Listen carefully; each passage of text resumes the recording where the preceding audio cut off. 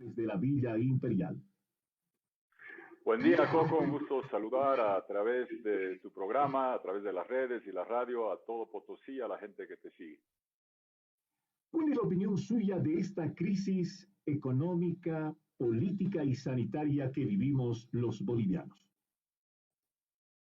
Estamos atravesando un momento muy complejo, Coco, por la convergencia de esta triple crisis, la sanitaria, que nos agarró en pañales por 14 años de abandono del sistema sanitario de parte del movimiento al socialismo, y la gestión inadecuada, llena de problemas, incluso con corrupción, en la compra de respiradores, en los laboratorios, en la capacidad de testeo y de pruebas, que dejó mucho que desear. La dotación de equipos de bioseguridad estuvo lejos de lo necesario, y hoy enfrentamos colapsos en hospitales, en cementerios, en los mismos laboratorios, la falta de reactivos. En lo económico, 14 años de desfalco del MAS, se farrearon el gas, y ahora tenemos la recesión del coronavirus. Por eso hemos propuesto desde enero, febrero, en nuestro programa Corazón Verde Digital, hacer del país el corazón integrador, verde, sostenible, digital, entrando al siglo XXI, manufacturando acá las baterías de litio, que tiene tanto potencial para generar empleo y oportunidades dentro del país. Eso requiere primero estabilizar la economía con un programa de cooperación de $7,000 millones. Lo hemos anunciado y delineado claramente, y estamos listos para dar esa respuesta, pero depende de la evolución de esta interminable transición, producto del fraude del MAS, que nos tiene sumidos en una crisis política, en gobernabilidad profunda, y lo que queremos es poder votar cuando los jurados no caigan contagiados, cuando tengamos participación plena de la ciudadanía sin riesgo a caer en contagio y observación internacional que evite el fraude. Así podremos tener un gobierno con legitimidad que dé respuestas por 5 años estructurales, dotado de pleno respaldo proveniente de las urnas a la crisis sanitaria, económica y política. ¿Eso significa que usted no está de acuerdo con que se lleven adelante las elecciones generales el 6 de septiembre?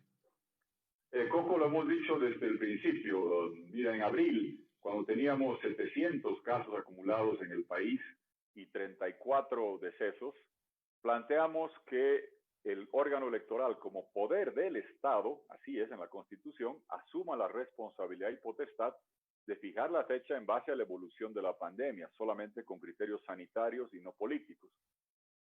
Prevaleció la imposición del MAS de fijar una fecha, y hemos venido adivinando las fechas, y tú sabes que la curva de contagio de la pandemia sigue subiendo como cohete. En Dominicana hicieron una elección de primera vuelta, se dispararon los contagios, se dispararon los decesos, bajó enormemente la participación, y hoy mis amigos de República Dominicana me señalan que si hubiesen tenido que hacer una segunda vuelta, no fue necesaria, pero si se hubiese dado esa eventualidad, este domingo 26 de julio hubiera sido casi imposible, no hubieran podido hacer la segunda vuelta. Recojamos esas elecciones, veamos de que se haga la elección cuando se tenga una fecha participativa.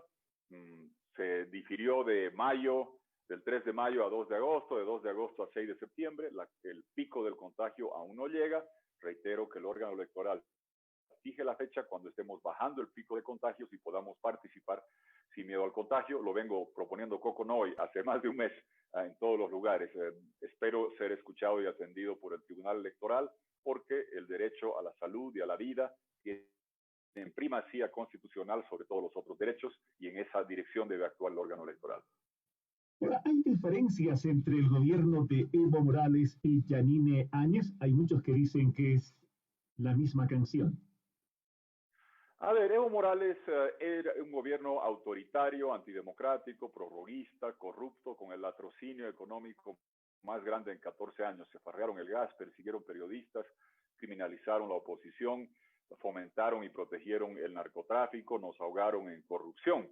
Lo que ahora tenemos es un gobierno de transición que es débil, y que lamentablemente algunas de las prácticas del MAS no se han erradicado. El uso y abuso de bienes del Estado, o las adjudicaciones sin licitación de parte de yacimientos que hemos visto aprovechando la pandemia, son prácticas que cuantitativamente son minúsculas o pequeñas comparadas con los 14 años del MAS, pero cualitativamente permiten hacer esa clase de comparaciones de que todos son igual. Y no todos somos igual. Nosotros no somos lo mismo que el MAS, no somos más de lo mismo.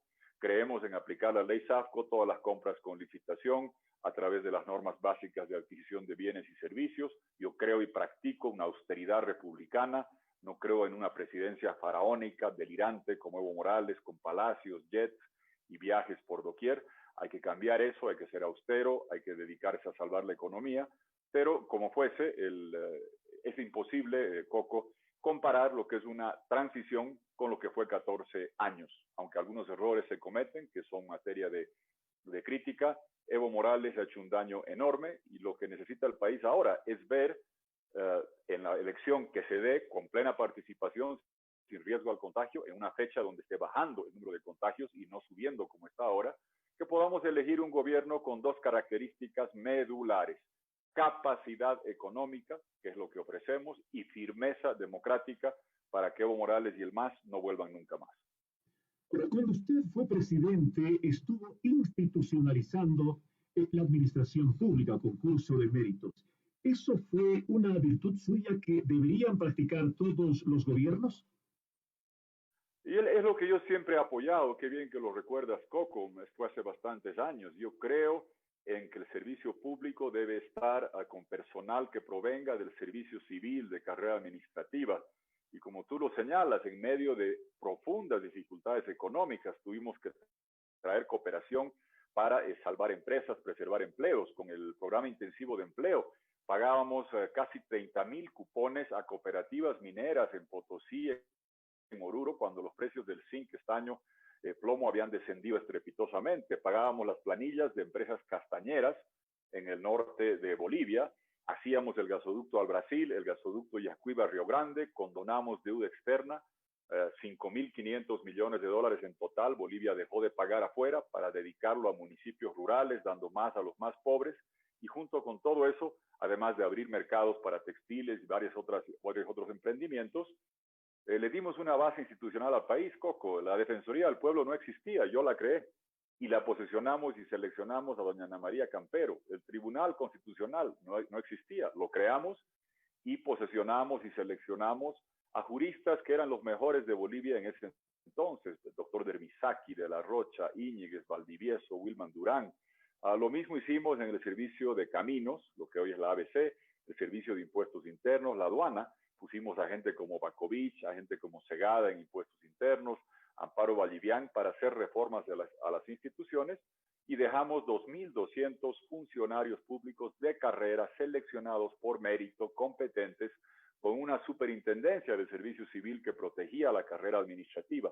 Yo no quiero en el gobierno tener gente que me amarre los guatos ni me aplauda en concentraciones los sábados. Quiero los mejores y las mejores profesionales trabajando por mérito, haciendo carrera en el sector público. Cuando tuve la oportunidad hice eso. Otros tienen que prometerte, yo ya lo hice, y te garantizo que si tengo la oportunidad vamos a volver a recuperar la economía, a reconstruirla, a reparar la democracia tan duramente golpeada y a tener un gobierno sin corrupción, con instituciones fuertes, con justicia confiable y sin narcotráfico. Todos dicen que los pilares fundamentales de un Estado son la salud y educación. ¿Hemos avanzado? ¿Hemos retrocedido? ¿Cuál es la lectura que tiene usted, don Jorge Tuto Quiroga? En salud el examen está claro, Coco. Nos ha ido muy mal. 14 años el MAS recibió, Coco, producto de los gasoductos que hicimos. El 99 inauguramos el gasoducto a Brasil. Yo estaba allá de joven vicepresidente. El 2002, en menos de 8 meses, Coco, hicimos el gasoducto Yacuiba-Río Grande para que el gas del sur pueda ir a Brasil. Evo Morales, después hicimos la ley de IDH, hicimos la certificación de las reservas. Evo Morales se oponía a los trabajos que certifiquen reservas, se oponía a los gasoductos, se oponía a los contratos con Argentina y Brasil, votó en contra beligerantemente de la ley del IDH, que multiplicó los ingresos para universidades, alcaldías y gobernaciones. Pero tuvo la fortuna que cuando llegó al gobierno, todo lo que habíamos hecho, a lo que él se había opuesto, dio frutos, y abriendo 2 válvulas, él llega a recibir 50,000 millones de dólares en 14 años. ¿Y qué hace con eso? Corrupción, gasto dispendioso, palacios, jets, fábricas inservibles, satélites que ni se ven ni se sienten, costos recuperables devueltos a las empresas extranjeras petroleras por más de 10.500 millones de dólares. No hubo la tal mentada nacionalización.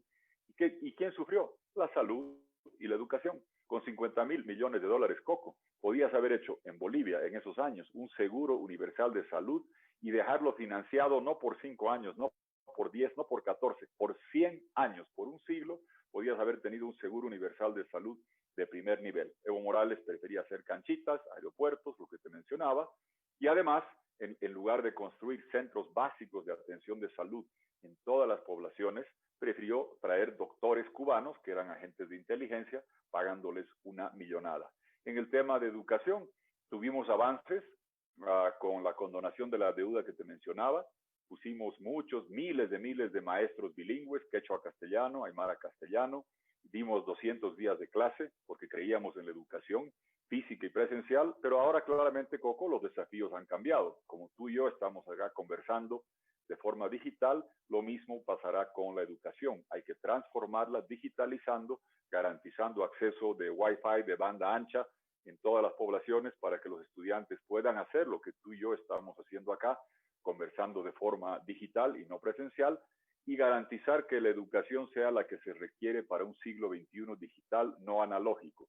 Que se aprenda, que se tenga formación técnica, programación, que se aprenda algo básico de inglés, ojalá mandarín, porque los jóvenes de hoy, les recomiendo, más importante que el inglés, cuando ustedes tengan 35, 40 años, será el mandarín, y que aprendan a programar o que conozcan amigos que programen, que hagan emprendimientos.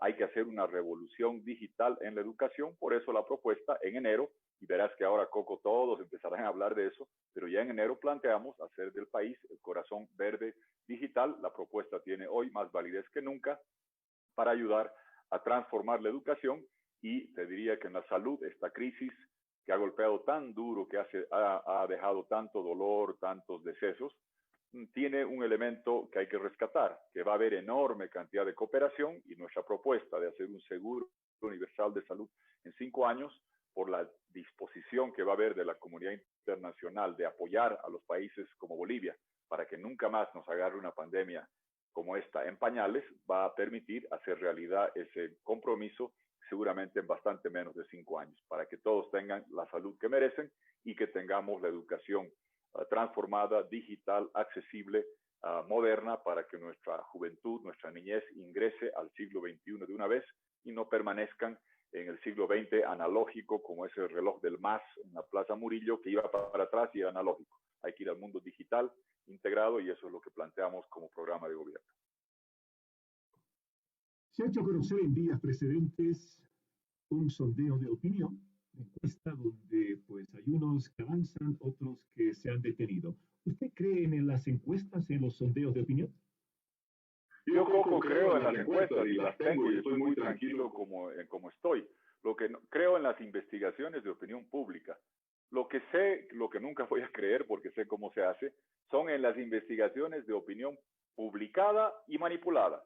No olvides que la ley 026 Evo Morales, como todo gobierno autoritario, prohibió la difusión de encuestas. Yo las mías no las puedo difundir. Como verás, Arce ya se metió en problemas por eso. ¿Por qué hizo eso Evo Morales? Para crear un cártel de empresas encuestadoras, las que muchas de ellas, varias de ellas, recibían jugosos contratos del Estado.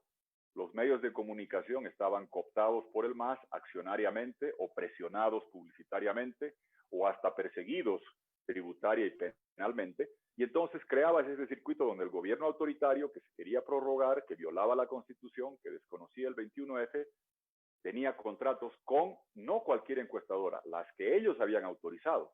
Estaban cartelizadas con el MAS, todas las encuestadoras, incluso las que decían que no eran del MAS, y solo se podía publicar lo que Evo Morales te autorizaba. Invito a la gente a recordar, ¿acaso encuestadoras no decían que Jessica Jordan ganó en el Beni cuando perdió?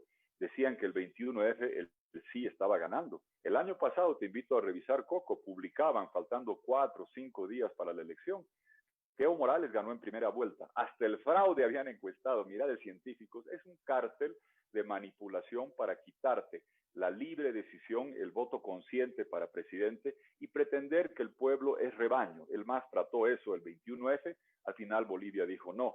El año pasado quisieron justificar con esta inducción preelectoral, manipulando las encuestas publicadas, producto del trabajo del cártel que ellos habían autorizado, para pretender que no hubo fraude y demás. La voluntad popular no se dejó engañar. Bolivia ya no es rebaño. Nosotros no somos ni tontos ni cobardes.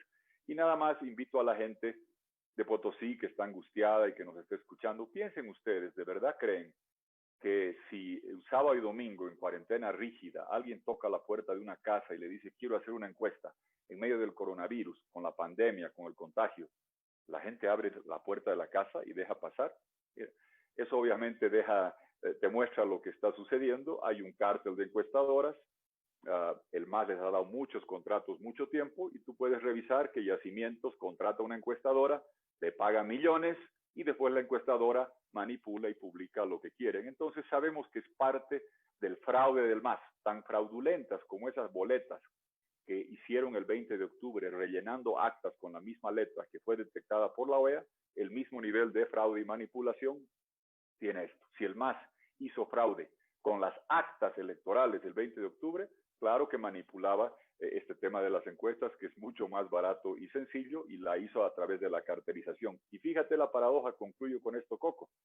El MAS hizo la ley 026 para cartelizar, manipular las encuestas y llevar al pueblo como rebaño a votar por el MAS, y si estabas descontento, votar por la oposición inofensiva.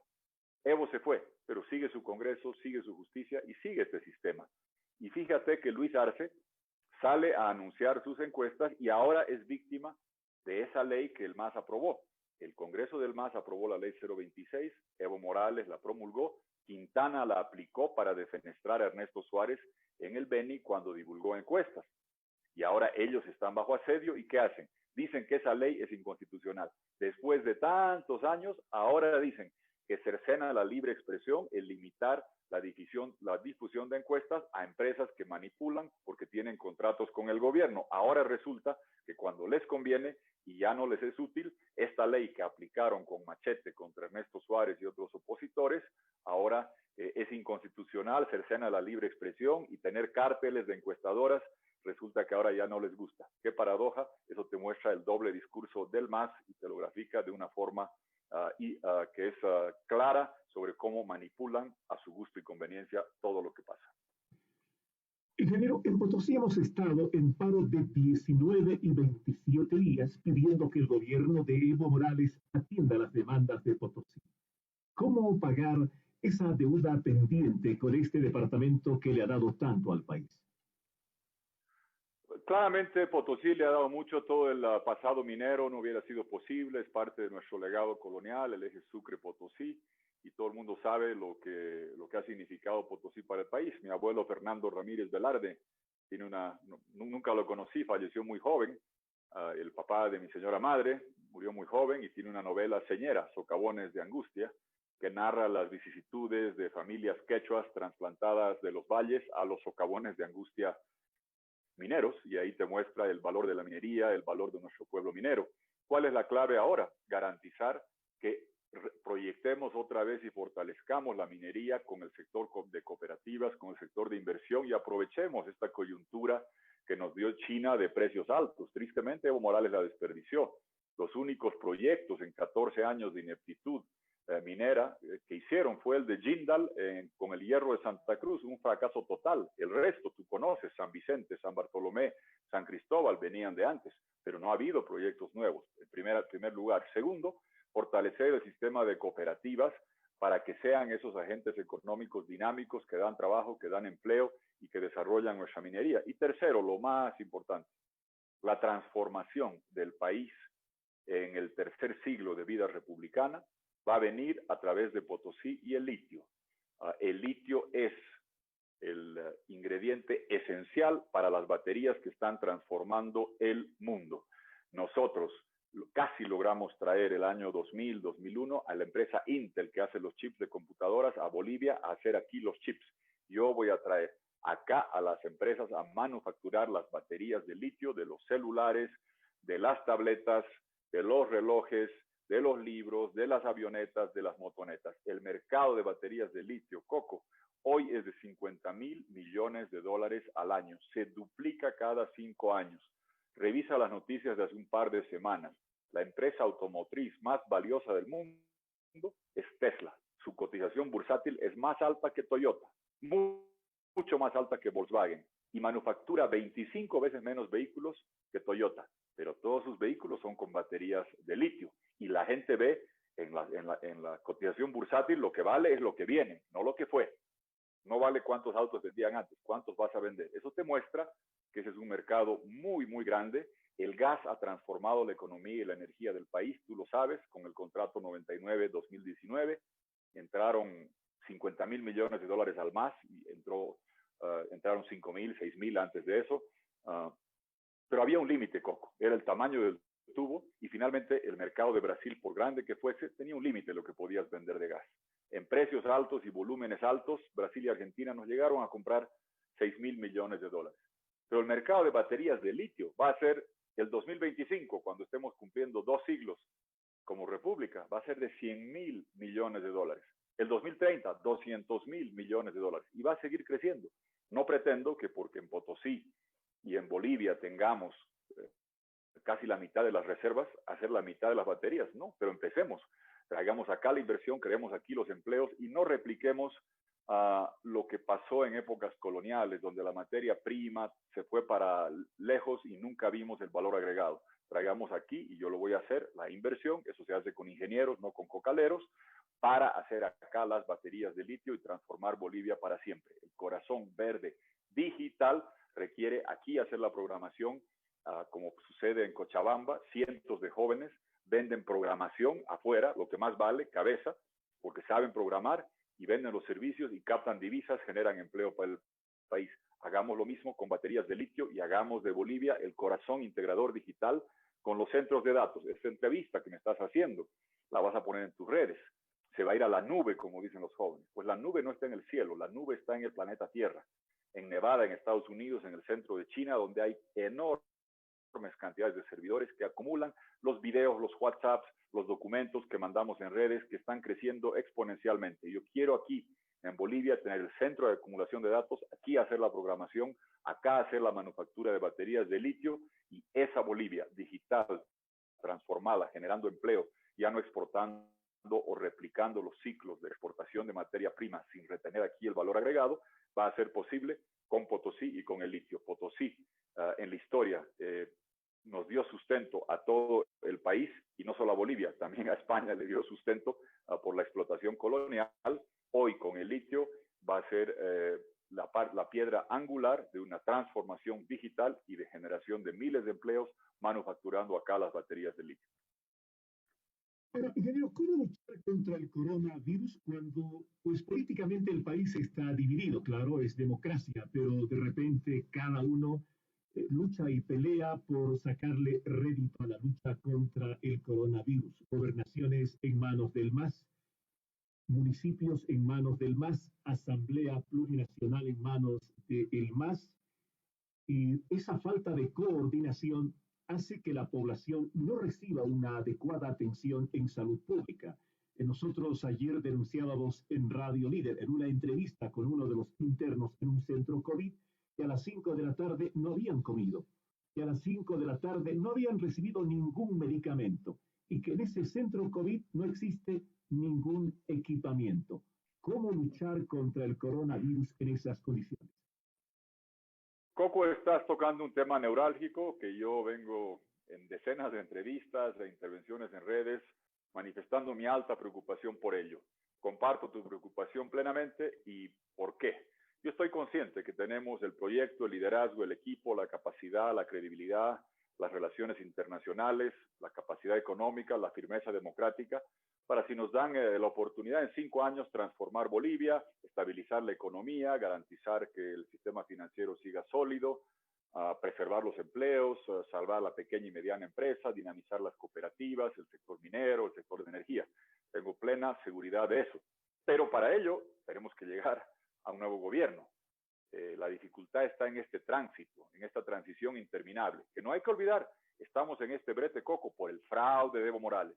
Si él no desconocía el 21F, si él no hacía el fraude, no hubiéramos estado en esta suerte de callejón sin salida y una transición interminable. No hay que olvidar jamás que el culpable de lo que ha sucedido es Evo Morales, porque si él reconocía el 21F cuando Bolivia dijo no, se iba a su casa tranquilo, teníamos elecciones normales sin fraude, y hubiésemos tenido un gobierno nacional, un nuevo Congreso, nuevas gobernaciones, nuevos alcaldes municipales, nuevas asambleas departamentales, nuevos consejos municipales. Estamos ahora en este interregnum de ingobernabilidad, donde el MAS, que ya no representará a la quinta parte de Bolivia, sigue con 2/3 del Congreso, cuando el Ejecutivo entró en campaña, prefiriendo hacer campaña antes que hacer historia y la transición democrática y la atención del coronavirus. Eso también precipita que el MAS entre en campaña y tenemos esta ingobernabilidad que es muy preocupante. Guerra de poderes, descoordinación entre los estamentos nacionales, regionales y locales. Si me haces la pregunta de quién es hoy día el alcalde de Potosí, no te sabría responder. Veía que había una gresca. Y tú sabes bien que los que están en el Consejo Municipal ya están hace más de 5 años, ya feneció su legitimidad como los congresistas. Y sin embargo, siguen tomando decisiones de lo que señalabas, la alimentación, los test, el tema sanitario, la aprobación de créditos para salud, la aprobación de créditos para economía. Es producto de esta transición sin fin en la que estamos inmersos. Lo ideal, Coco, hubiera sido tener nuevas autoridades electas. Si respetábamos el 21F y Evo Morales no hacía fraude, ya las hubiéramos tenido. Pues bien, me llegó el coronavirus y venimos difiriendo esto. ¿Por qué?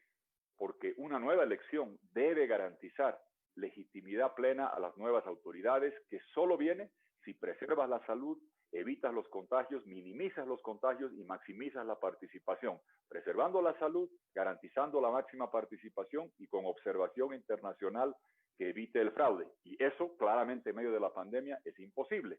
Por eso, al único que le interesa es al movimiento, al socialismo. Entonces, sobre los dos temas, en la parte de ingobernabilidad, yo he hablado y he conversado, falleció Monseñor Scarpellini, qué pena, para que puedan ayudar a hacer una mediación, no conmigo, es entre el Ejecutivo y Legislativo y las instancias regionales y locales, para que prioricen la salud y no la batalla política.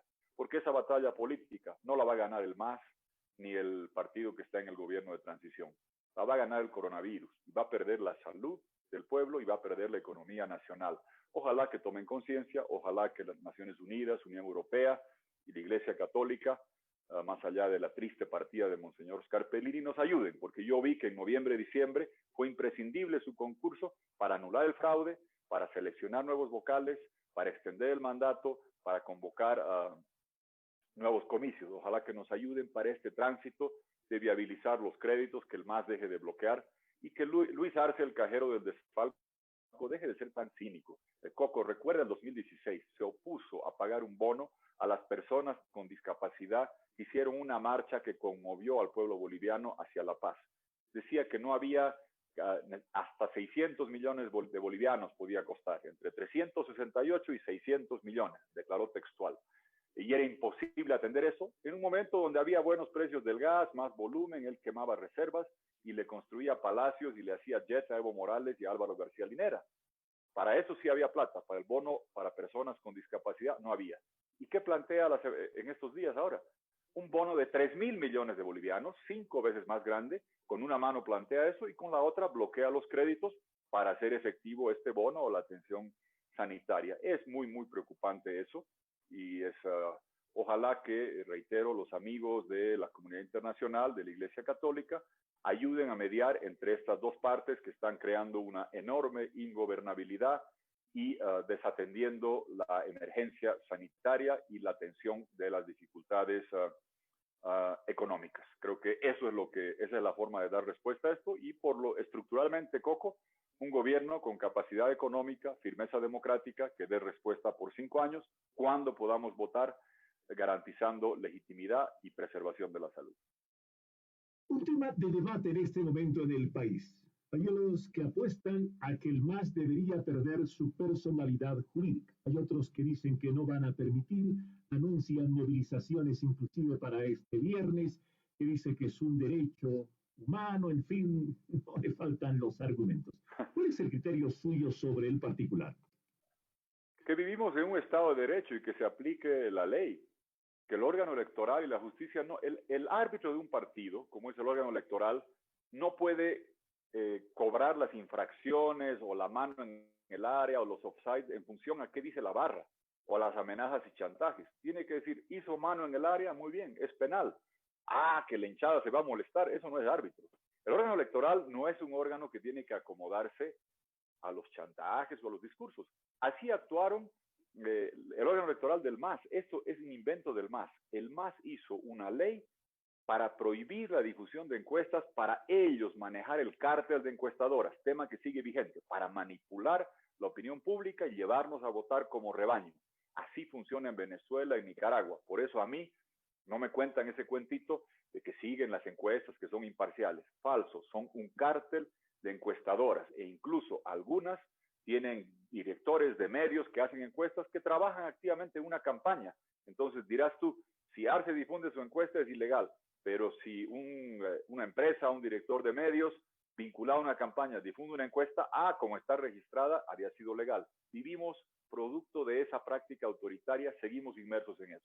Pero como fuese, la ley 026 es muy sencillo. ¿Quién la aprobó? El MAS.